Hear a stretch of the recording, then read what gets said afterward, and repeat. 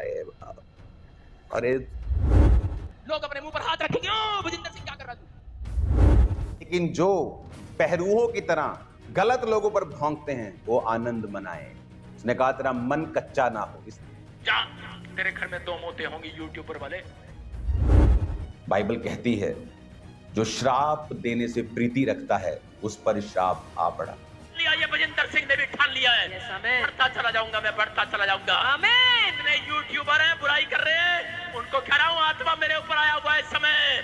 Jesus ने कहा जो सोता ही खा रहा है, जो अंदर खारा है, जो अंदर कड़वा है, उसके अंदर से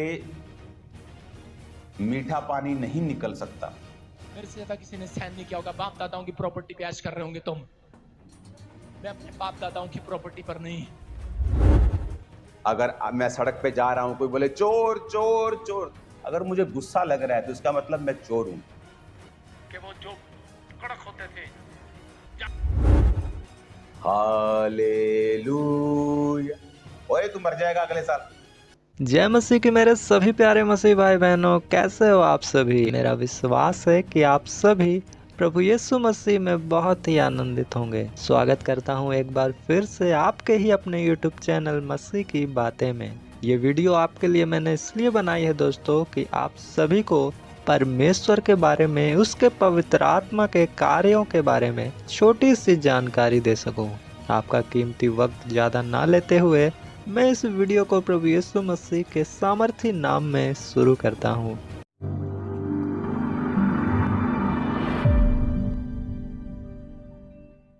यशायाह की पत्री 43 अध्याय का 13 वचन में परमेश्वर कहते हैं, मैं ही ईश्वर हूँ और भविष्य में भी मैं ही हूँ। मेरे हाथ से कोई छुड़ा ना सकेगा।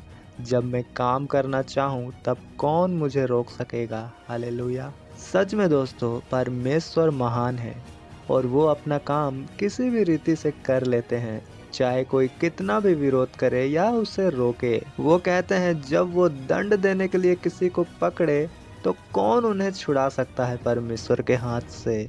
और वो किसी के जीवन में काम करके उन्हें ब्लेस करना चाहे तो कौन उसे रोक सकता है फिर। इसलिए बाइबल में हम देखते हैं तो मारने वाला भी वही है और बचाने वाला भी वही है। इस्राएली लोग किसी भी राजा के गुलाम में जाते थे तो इसका मतलब ये नहीं था कि सामने वाला राजा ज़्यादा ताकतवर होता था, बल्कि इसलिए कि इस्राएली लोग पाप करते थे जिसके कारण वो लोग दंड भुगतते थे। उसी प्रकार दोस्तों आज हमें फिर से देखने को मिला है, क्योंकि पवित्र आत्मा ने हमारे आत्मिक पिता अपोस्टल अंकुर नरूला जी से बात की और इन बुरे विषय में बोलने से उनको मना किया। जो अपोस्टल जी चर्च में हो रहे बुराइयों के खिलाफ बोल रहे थे। पर यहाँ कुछ लोग कह रहे हैं कि अपोस्टल जी डर गए या हार गए या उनको अपनी गलती समझ आ गई। तो मैं बता दूं कि ऐसा कुछ भी नहीं है, 0% भी ऐसा बात नहीं। और ऐसी गलतफहमी अंकुर नरूला मिनिस्ट्री के विरोधी अपने मन से निकाल दें, क्योंकि अपोस्टल जी को पवित्र आत्मा ने ही इन विषय में आवाज उठाने को कहा था, ताकि लोग जो बुराई से प्रभावित हुए वो समझ सकें कि ये जो गलत हुआ वो परमेश्वर की ओर से नहीं था चर्च में, बल्कि शारीरिक और शैतानी था। और जब पवित्र आत्मा ने अपने दास के द्वारा बोल दिया, लोगों को सच उनके सामने ला दिया और लोग समझ गए कि गलत हमेशा गलत ही रहेगा, और पवित्र आत्मा ने अपना काम जब कर लिया तो फिर से अपने दास, अपने नबी को आवाज दे के बोला कि अब मत बोलो उन पापियों को कुछ। तो मैं बता दूं कि लोगों को समझाने और सिखाने के लिए, गलती जाहिर करने के लिए परमेश्वर ने अपने नबी अंकुर नरूला को चुना। पर अब न्याय के मूड में परमेश्वर है तो न्याय वो खुद करेंगे, इसलिए उन्होंने अपने दास को चुप रहने को बोला है। पर खुदा का एक दिन 1000 वर्ष के बराबर है। तो बस अब वेट करें। जिसने अब भी वचन सुन के सत्य को जान के मन नहीं फिराया तो उनका न्याय होगा और फ्यूचर में फेक लोग गिरा दिए जाएंगे। क्योंकि परमेश्वर ने स्वर्गदूतों को गिरा दिया तो ये फेक लोगों की क्या गिनती है खुदा के सामने। और दूसरी बात कि आगे भी ये बुरे और फेक लोग ये ना समझें क्योंकि आगे फिर से वो चर्च में गंध मचाएंगे और आवाज़ उठाने वाला कोई नहीं होगा, क्योंकि पवित्र आत्मा ने वचन सिखाने और वचन से डांटने को कहा है। अपोस्टल अंकुर नरूला जी को मना उन चीज़ों को किया गया है करने को जो अपोस्टल जी एक्शन कमेटी के द्वारा बुरे लोगों के खिलाफ एक्शन लेने वाले थे। लिख के बीच में आके जब आप उनकी आत्मा को नरक भेजने की तैयारी कर लेंगे तो आपको समझना होगा ये नहीं होने दिया जाएगा। तो आने वाले दिनों में मैं इस कमेटी की अब अगुवाई करूंगा, जो धार्मिक विंग होगा। तो ग्लोबल क्रिश्चियन एक्शन कमेटी की मीटिंग बहुत जल्द बुलाई जाएगी।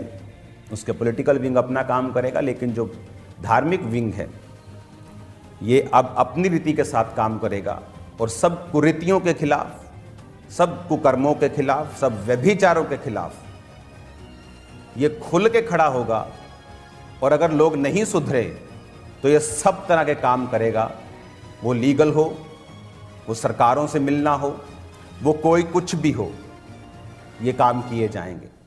तो ये जो अपोस्टल जी करने वाले थे उनके खिलाफ तो पवित्र आत्मा ने इस शारीरिक कामों को करने से रोका। तो लोग अब आज भी भूल जाएं कि वो लोग परमेश्वर के स्थान को खुद मसीह होकर गंदा करेंगे, क्योंकि वो परमेश्वर जो मूसा को जलती हुई झाड़ी के पास आने के लिए चप्पल को उतारने को बोलता है, क्या आपको लगता है वो चर्च में नॉनसेंस सेवकों को बर्दाश्त करेगा? अब आगे देखते हैं हमारे अपोस्टल जी ने आखिर में क्या कहा आकर, किस तरह उन्होंने इस बात की समाप्ति की। जो वचन में लिखा है मैं उसे बोलूंगा और बोलता रहूंगा, लेकिन कब तक? मैं बोल चुका हूं, अब मुझे और बोलने की जरूरत नहीं। जिसने समझना होगा वो समझ लेगा, और न्याय करना परमेश्वर का काम है, मेरा काम नहीं। हालेलुया। वो अपने आप न्याय कर लेगा। अब मैं बोल चुका हूं, मैं अपना काम कर चुका हूं। अफ्रीका में बहुत से ऐसे लोग, बहुत सी मिनिस्ट्रीज थी जो बहुत से चीजों को ऐसे ही करते थे जो रॉन्ग थी, और कोई उनके खिलाफ बोलता नहीं था। क्योंकि जब आप लोगों के खिलाफ बोलने लगते हैं, आपके खिलाफ साजिशें होनी शुरू होती, फिर लोग बोलते चलो छोड़ो जी, चुप करो। लेकिन मैंने बताया था, ना मुझे अपनी परवाह है, ना सेवकाई की, ना लोगों की। तो फिर कारण क्या था बोलने का? कारण यह है कि आप लोगों को वचन मालूम होना चाहिए। अफ्रीका में डॉक्यूमेंट्रीज बनी है पास्टर्स के ऊपर, जिन्होंने अपने चर्च में गलत काम किए, और जब वो लड़कियों ने आके एक्सपोज किया उनको, तो अब लोग क्या बोलने लगे, उनके कमेंट्स पढ़ के देखो कि हम तो पहले ही कहते थे चर्च में नहीं जाना चाहिए। रीजन ये है कि वहां पे कोई बोला नहीं, पाप के खिलाफ उलाहना नहीं दी। लेकिन आज जब वो डॉक्यूमेंट्रीज बन रही हैं और लोग सामने आ रहे हैं, एक बड़ा धमाल मचा हुआ है और लोग परमेश्वर के नाम की निंदा कर रहे हैं। जिस तरह वचन में लिखा है, तुम्हारे चरित्र के कारण सत्य के मार्ग की निंदा की जाएगी। लेकिन आज जब कोई व्यक्ति होगा जो पाप पर उलाहना देगा, जो ये बात को कलीसिया को बता देगा कि ऐसा ऐसा ऐसा सब गलत है, ताकि कल जब ऐसी कोई घटना इंडिया में हो, आप लोगों को मालूम होगा कि हाँ, इस चर्च में इस बात के विरुद्ध प्रचार हुआ था। लोगों का विश्वास परमेश्वर पर से कभी खत्म नहीं होगा। इंडिया के मैं गारंटी देता हूं आपको, लोग कभी नहीं जाएंगे, चाहे कहूंगा कि वो चर्च में नहीं गए, क्योंकि उनको एक डॉक्यूमेंट्री देखने को मिल रही है जहां पर एक पास्टर ने गलत काम किए। इंडिया में ऐसा नहीं होगा, आपकी वजह से, इस चर्च की वजह से। पर दोस्तों, मैंने आज वैसे ही प्रॉफिट जी की वीडियो आई यूट्यूब में, तो मैंने चालू की। वैसे तो मैं अपने स्पिरिचुअल फादर के वर्ड को छोड़कर और कोई दास को नहीं सुनता, क्योंकि मैं कंफ्यूज होना नहीं चाहता वचनों में। तो फिर भी जैसे ही मैंने प्रॉफिट जी की मीटिंग वीडियो चालू की, तो भाई साहब क्या देखता हूँ कि उनका तो अलग ही वे चल रहा है। मतलब फुल फ्रस्ट्रेटेड, क्रोध से और बुराई से भरा हुआ मैंने देखा वहाँ उनको, ऐसे जैसे वचन से, पवित्र आत्मा से उनको कोई लेना देना ही ना हो। आइए पहले आप ही खुद अपने आंखों से उनकी वीडियो को देख लो। बढ़ता चला जाऊंगा, मैं बढ़ता चला जाऊंगा। आमीन। इतने यूट्यूबर हैं, बुराई कर रहे हैं, उनको कह रहा हूँ आत्मा मेरे ऊपर आया हुआ है। इस समय आत्मा आया हुआ है मेरे ऊपर, मेरे आत्मा आया हुआ है, मेरे बाप का आत्मा आया हुआ है। तुम मेरी बुराई करो, आत्मा आया हुआ है मेरे ऊपर। खैर तुम थक जाओगे 2024 में, मेरी गवाहियां इतनी बनेगी, इतनी बनेगी। तो दोस्तों, ये तो ऐसे यहाँ अजीब से हो गए हैं जैसे अन्य जाति में शैतान आ जाता है किसी त्यौहार, उनके पर्व में, और लोग उनको अपना देवता मानते हैं। तो जैसे वो उनके अंदर आते हैं, समा जाते हैं और वो पागलपंती करना शुरू करते हैं, उनकी ही तरह यहाँ प्रॉफिट जी भी लग रहे हैं और वो बार बार ये बोल रहे हैं मेरे अंदर आत्मा आया, मेरे अंदर आत्मा आया। मैं बताना चाहूँगा दोस्तों, क्या इनको ये नहीं पता वो जो सत्य का जो पवित्र आत्मा है वो हमारे अंदर रहता है? क्या वचन में ये नहीं लिखा कि मैं तुम्हारे अंदर वास करता हूँ? क्या परमेश्वर के वचन में ये नहीं लिखा कि तुम्हारा शरीर पवित्र आत्मा का मंदिर है? तो फिर जो पहले से अंदर है वही कैसे वापस आ सकता है अंदर? अब मुझे यहाँ नहीं पता कि उनके अंदर कौन सा आत्मा आया होगा, इसीलिए तो हम रोक रहे बात कर रहे बाप, हमको अकल नहीं है इसीलिए हम बोलना नहीं चाहते। और कुछ अंदाजी बोल देंगे तो आप लोग नहीं। शायद आगे की क्लिप देखकर आप समझ पाओ कि कौन सा आत्मा उनके अंदर था। जा, तेरे घर में 2 मौतें होंगी यूट्यूबर वाले। यहाँ वो उन यूट्यूबरों को श्राप दिए हैं जो उनके खिलाफ बोलते हैं और वो कह रहे हैं उनके घर में मृत्यु होगी, वो भी 2-2 व्यक्तियों की। तो ये पवित्र आत्मा बोलता है क्या कि तू दूसरों को श्राप दे तो मैं तुझे आशीष दूंगा, मैं तुझे बढ़ाऊंगा? वो यहाँ ये भी कह रहे थे कि मैं 2024 में बढ़ने वाला हूँ, आशीषित होने वाला हूँ। इससे हमें कोई जलन और बैर भाव नहीं है। हम खुश हैं कि आप बढ़ो और आशीषित हो और फलवंत हो और भी लोगों को बचाओ और भी रूहें बचाओ। हमें बस लोगों की रूहें बच जाए उनसे मतलब है, परमेश्वर का राज्य फैले उससे मतलब है। पर यहाँ खुद को आशीषित करके दूसरों को श्राप देना, ये कौन सा वचन हमें सिखाता है? ये कौन सा नया यीशु मसीह आ गया हमारे बीच? मेरे दोस्तों, मैं ये शिक्षा नहीं जानता और मैंने ये कभी नहीं सुना। हमारा पवित्र शास्त्र प्रेम से भरा हुआ है और आत्मा से भरा हुआ है। हमारा परमेश्वर, हमारा पिता तो ये भी कहता है कि शत्रुओं से प्रेम करो, अपने सताने वाले के लिए प्रार्थना करो। पर यहाँ तो ये अपने खिलाफ बोले गए सच बात को बोलने वालों को ही श्राप दे रहे हैं।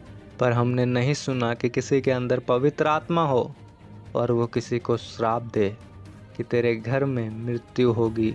हमने तो बाइबल में ये पढ़ा था कि शैतान मारने आया और नष्ट करने आया, घात करने आया। पर चलो दोस्तों, शायद हम यूट्यूबर ही गलत हों, क्योंकि वो तो भाई साहब प्रॉफिट हैं और उनकी फैन फॉलोइंग है। लेकिन खुदा आप भी इन्हें वचन के द्वारा चेतावनी देते हैं और समझाते हैं। भजन संहिता 94 अध्याय का 8वां वचन में कहता है, तुम जो प्रजा में पशु सरीखे हो, विचार करो और हे मूर्खो, तुम कब तक बुद्धिमान हो जाओगे। हालेलुया। परमेश्वर यहाँ सवाल करता है इन जैसे लोगों से कि तुम कब तक बुद्धिमान हो जाओगे, कब तक समझोगे बात को, कब तक जानोगे मेरे वचन की गहराई को, कब तक इन पाप को नहीं छोड़ोगे। परमेश्वर आज सवाल करता है, तुम जो जानवर सरीखे हो। हमारे अपोस्टल जी कुछ दिनों पहले प्रचार कर रहे थे कि कुत्ते और सूअर की तरह जो अपने पाप की ओर लौटता है, जो बुराई में ही लौट जाता है, इनके अंदर से वो निकलता है। परमेश्वर यीशु मसीह ने कहा कि उनके मुंह से वो निकलता है जो उनके अंदर होता है और वो जानवर जैसे होते हैं। लिखा है कि पशु सरीखे हो जो अपने पाप की ओर लौटता है। तो इनको परमेश्वर कहते हैं, विचार करो, अपने मन में झांको, अपने अंदर देखो कि कौन सा आत्मा तुम्हारे अंदर है, कौन से आत्मा के द्वारा तुम बातें कर रहे हो, कौन से आत्मा के द्वारा तुम अपने चर्च को चला रहे हो, क्योंकि मेरा पवित्र आत्मा तो तुम्हारे अंदर है ही नहीं, खुदा कहता है। और कुछ लोग दोस्तों ये भी बोल रहे हैं कि अपोस्टल जी बजिंदर जी से जल रहे हैं। मैं नहीं जानता कि वो लोग किस प्रभाव में, किस बातों को लेकर ये बातें अंकुर नरूला जी के खिलाफ बोल रहे हैं। मुझे नहीं लगता कि क्या चीज़ होगा इनमें कि वो जलेंगे। कोई मुझे एक खूबी भी बता दे, क्या बात में जलेंगे पता नहीं। पर जैसा कि हमारे आत्मिक पिता ने कहा कि अब इस विषय में इनको कुछ नहीं बोला जाएगा, तो हमारी भी आखिरी वीडियो होगी इनको समझाने के लिए, क्योंकि नीति वचन में हमें सिखाया गया है परमेश्वर के द्वारा कि मूर्खों को जितना भी डांटा जाए उसके नज़र में हम ही बुरे हो जाएंगे, परंतु वो समझने का नहीं। हालेलुया। तो दोस्तों, हम सबको परमेश्वर की सेवा करनी है, परमेश्वर के राज्य में अपने योगदान को देना है और अंत का दिन नज़दीक है दोस्तों। तो हमें अपने अपने उद्धार का काम करते रहना है और लोगों को बचाते रहना है, सुसमाचार को फैलाते रहना है। बाकी खुदा अपना काम कर रहा है और करेगा, और रिजल्ट आप सब और मैं भी देखूंगा इन जीसस नेम। तो हम फिर से मिलेंगे नेक्स्ट वीडियो में पवित्र आत्मा की अगुवाई के साथ। तब तक के लिए प्रभु यीशु मसीह के नाम में मैं आप सभी को ब्लेस करता हूँ। सभी को जय मसीह की।